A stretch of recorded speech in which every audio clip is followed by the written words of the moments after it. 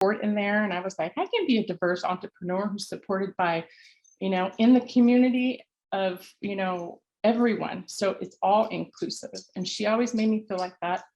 The biggest and the most special part to me is she never made me feel dumb. Hi, I'm Shantae, and welcome to Parenting Special Needs Live. Today, we're talking with Tina B, a supported entrepreneur, product developer, and designer of universal products. Tina is also a mother of two and the brainchild behind a little Piggie shoehorns, a unique invention with innovative technology. Tina also holds 2 patents and 2 trademarks, which puts her in a limited group of female patent holders, less than 13% worldwide female patent holders. So that is pretty awesome. Kudos to Tina. So today I've asked Tina to join us and to talk about her disabilities, being supported, being a supported entrepreneur, and how she's overcome her challenges to build and run a company. So please help me in welcoming Tina. Welcome, Tina. How are you? I'm great. Thank you. I'm so excited and thankful to be here. Thanks for having me. Yeah. Um, so why don't you start off by telling us about your invention? Why did you invent the shoehorn? Or do you want to tell us a little bit about you? I mean, we'll kind of go whichever direction. Okay. I'm a mother of 2 boys who are now in college. But when they were little, we just had shoe battles all the time.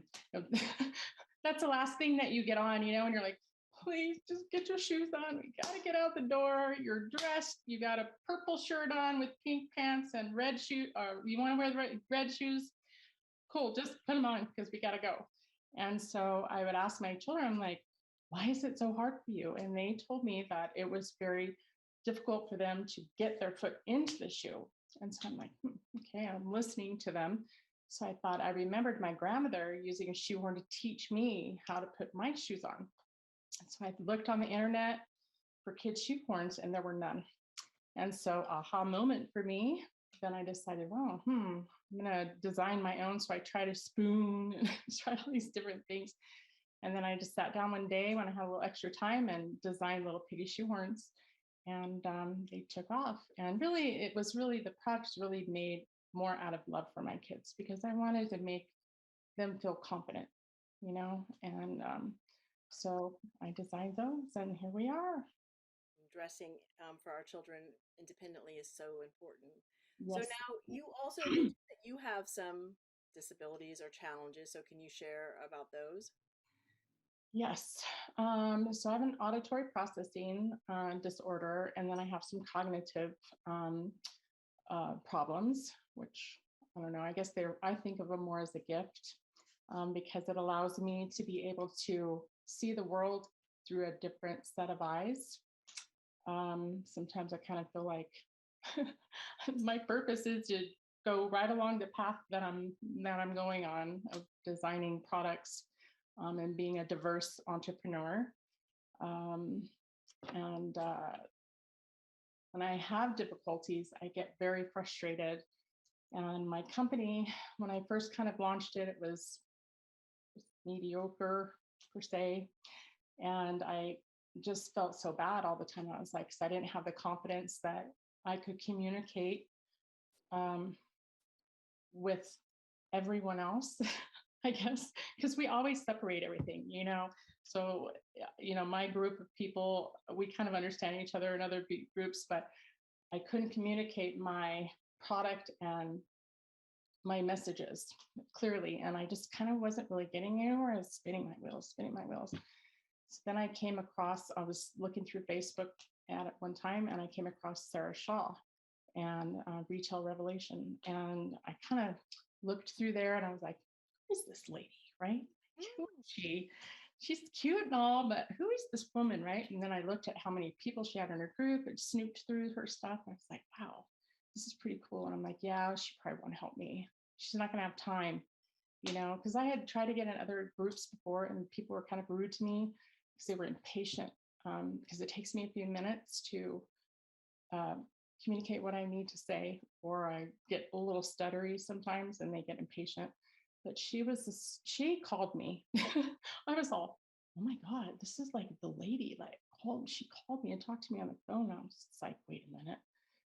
and she was the sweetest, nicest, kindest person. She talked to me for over an hour. She asked me all kinds of questions about my product, how I designed it, where I wanted to go, what my ideas were. And then I thought, okay, here it comes, right? I thought, as soon as she finds out what my little problems are, she's going to dump me.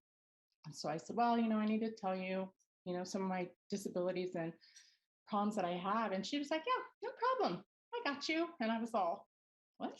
I was so excited. And I was like, hey, this lady's like so sweet and awesome. And so we continued on, and I joined her group, and it was amazing, and the support in there. And I was like, I can be a diverse entrepreneur who's supported by, in the community of, everyone. So it's all inclusive. And she always made me feel like that. The biggest and the most special part to me is she never made me feel dumb. Oh, that's awesome. So is that kind of what a supported entrepreneur is? You have support, or is there an answer, or there's more? Yeah, she, just she'll help me with my technical stuff, with my website, correcting my copy for me, doing anything that I need help with. If she can't do it, she gives me contact for somebody that works within her group that will do the work and help me do it.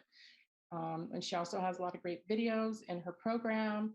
And I can go back and look at those videos when I need help. She doesn't do everything for me because she's like, you need to learn how to do this. And there's times that she actually made a video just for me so that while we were talking, and then she emails it to me so I can go back.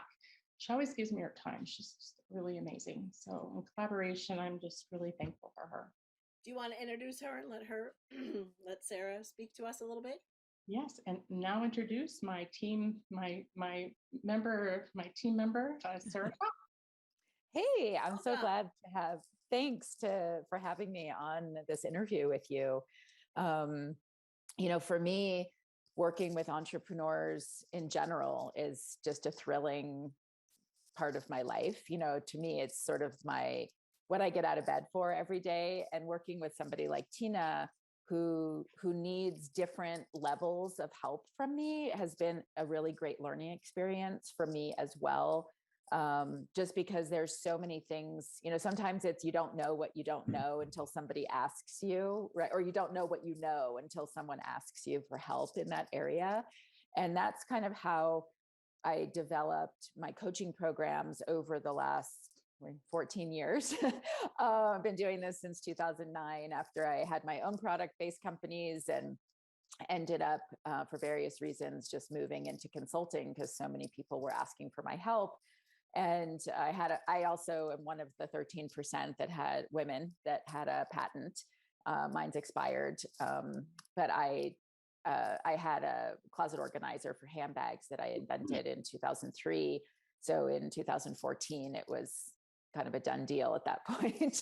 The patent was over, and so I just there were a lot of copycats out there, and I just decided I'd been consulting for since 2009, so for 5 years already, and I just kind of let that business go and embraced the consulting full time. And so working with women like Tina, who need a different set of eyes on things than somebody without an auditory disability or cognitive learning challenges, has been really different experience for me, but I've really loved it. And loved being able to help her grow her business, teaching her how to empower herself. And that's really what I'm about as an entrepreneur and a consultant. Is I really want women to really take their power and recognize what they have and teach them how to enhance that and grow with it so that they can become the CEO that they want to be. Great. I want to sign up. Yeah. All right. But I have a question. So can you share, Sarah, with us, like, give me an example, because I'm trying to visualize or picture, like, how do you help, Tina? Like, give me just, if you can give a practical example, just so people can like see it. Sure. So the first thing that we were working on together was rebuilding her website. And she had contracted someone to do that prior to letting me know that she needed some additional help. And so I sort of stepped in at that point, looked at what they were doing, re-guided some of the techniques, the layouts of the website, and helped. This person was very knowledgeable about SEO and search engine optimization and getting the right words in her text. And some of it, I just thought some of it sounded a little odd, because sometimes you have to do that. Sentences just don't always sound perfectly grammatically correct when they're SEO friendly. But I was that bothered me, because I'm kind of more of a proper educated grammar person. and so I just wanted it to flow. And so we worked on the website. I helped her interact with him, caught things that she wasn't aware of that should have happened, connected, made sure that her website was connected to her shopping and her Instagram. And we've been doing her Instagram posting for her and social posting. And because it wasn't something that she could keep up with on a daily basis. And when we're reaching out to magazines and stores for her as part of our service. So I crafted the letters. She approved the content of them. And then I just sort of have, my own free will now to edit those, change those, pitch different, whether we're pitching for holiday gift guides and during the summer, or we're pitching now for stocking stuffers. It just, I can take my own liberty at this point and design the letters the way I want. But at the same time, she, with the new website, we added a pop-up for her so she could start to collect email addresses. I created the whole follow-up email sequence for her, made that live so that people get when they sign up for her discount coupon, they get that email, and then a whole series of emails that helps build rapport with her new customers. So let me ask you a question, because that sounds, and I just want to make sure for our audience too, because that sounds like what you would pretty much do for, I guess, anybody, any entrepreneur, right? Yes. So kind of help us because obviously we're parents that have children with different abilities and need help. So can you give us more of a, maybe, I don't know, concrete, like, hey, is it more like where she needed help with writing and you helped her? She kind of told you what she wanted to say and then you wrote it or for her, and to make sure that whatever the steps were being taken so that she was processing. But is exactly that what you would do for anybody else? Not really, but the attention to the detail for Tina was different, because I've had to slow some things down, like Tina mentioned, we would do a Zoom call and we'd do a screen share. I'd show her how to do something, record the video, and then send it to her. It's pretty rare that I do that for other clients. Occasionally, if they're learning some kind of new technology, right? They might not quite know how to set up their ad manager for Facebook ads or something. But it's in general, I usually just talk to clients and teach and tell them, hey, go do this, go do that, or we're doing this for you, FYI, But with Tina, I've had to sort of slow my roll a bit and take things in a different on a different speed than I would for just any of my other clients. You're awesome. Do you know how rare that is? I mean, Tina, you're lucky, because you need to teach the world, because we're all different, you know what I mean? Of course. But not everybody's willing to slow their roll to accommodate for whatever, any differences, Sure. And I work with people of all ages. I have a client who's close to 70. So she's not, as adept maybe with computer things, right? Or doesn't know where to find certain things that we've talked about. So I've helped to keep her organized, in our Google Doc folder. So it's whatever. I think after being an entrepreneur, I've been an entrepreneur for a very long time, more than 25 years, 30 years now, with various businesses. And I think that what I've learned over time is everybody learns differently, even myself, right? I went from I was an entrepreneur before the internet. So, I'm a single mom. I have 14-year-old twin girls. And, they're like, how do you survive without Google? And I was, because, the iPhone was born the year they were, right? They've never known the world without iPhones and iPads and Google, right? And so learning how to adapt your own business, I guess your business savvy, really, from, where everything was dial 411. That's information that they used to have, in case somebody listening doesn't remember that. But, it was dialing 411. Can I have the phone number for, this store or the magazine or whatever, right? Or how do you get the address for all these different places before the internet?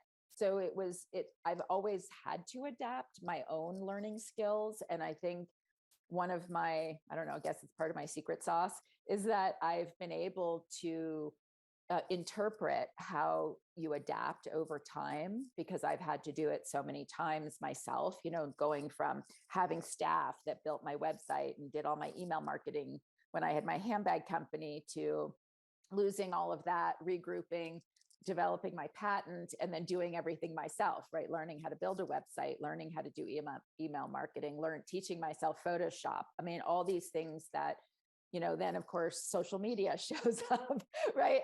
And so you're constantly learning different techniques to enhance your business. And because I go through that process on my own, and I'm very, I practice what I preach, right? I tell people, you need help with this. I hire someone every single year to teach me something new. So I don't just, through my life, take people's money and still be old fashioned in what I do. I really try to keep up with whatever is happening in the current market, new technology, new, sneaky ways to do things, or special ways that you can now do this where you couldn't do it like that 6 months ago. I try to stay on the cutting edge of all of that so that I can learn it myself, which is what I tell people who I work with, like Tina. I want to empower her, right, to be in control. She might say, okay, I know how to do everything now, but I don't like to do X, Y, or Z. I'm going to hire someone. At least she knows what the job is and what it entails, so that she actually knows if the person's doing their job. So, because I think that that's what happens, especially with a lot of women entrepreneurs, is they hire people because they think they're smarter or know more, right? And then it turns out that they don't even know what the person's supposed to be doing, so they can't know whether the job's actually being done. And I went through a lot of that in the beginning when I first started my own companies, because I didn't know either. And there was no internet. There was no way to learn any of that on your own.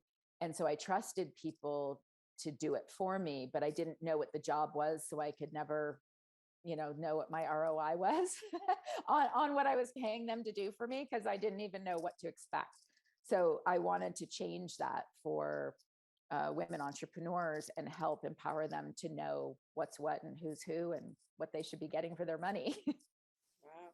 And Tina, back to you. Like, what is a recommendation? What would do you have something you would share with other parents that are thinking about maybe starting a business or becoming an entrepreneur, or having their child become an entrepreneur? Yes, I do. So I guess when, you're with your kids every day, all day long, some parents, they're home with their kids. Um, they know what their kid struggles with. As parents, we know what our kids struggle with, whether it's writing, it's reading, it's getting dressed, it's feeding theirself. And, I guess I really look forward to kind of being a leader in this industry, becoming a leader in this industry, with help, of course, and support, um, to be creative. Go, gosh, you know what?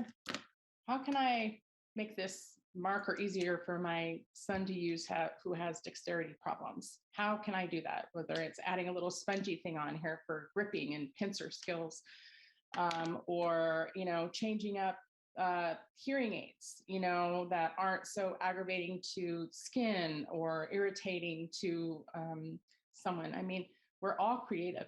I think everyone is creative. And, just kind of start thinking about things. How, what can I do? What can I design?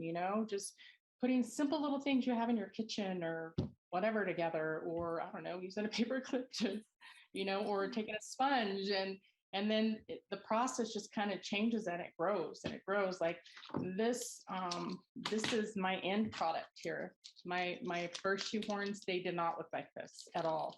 They were. Hold them up a little bit better so we can see. I mean, I'll also, okay. So this is our monkey. Yeah. Really cute. And actually, see, I don't know if you can see how it's raised here.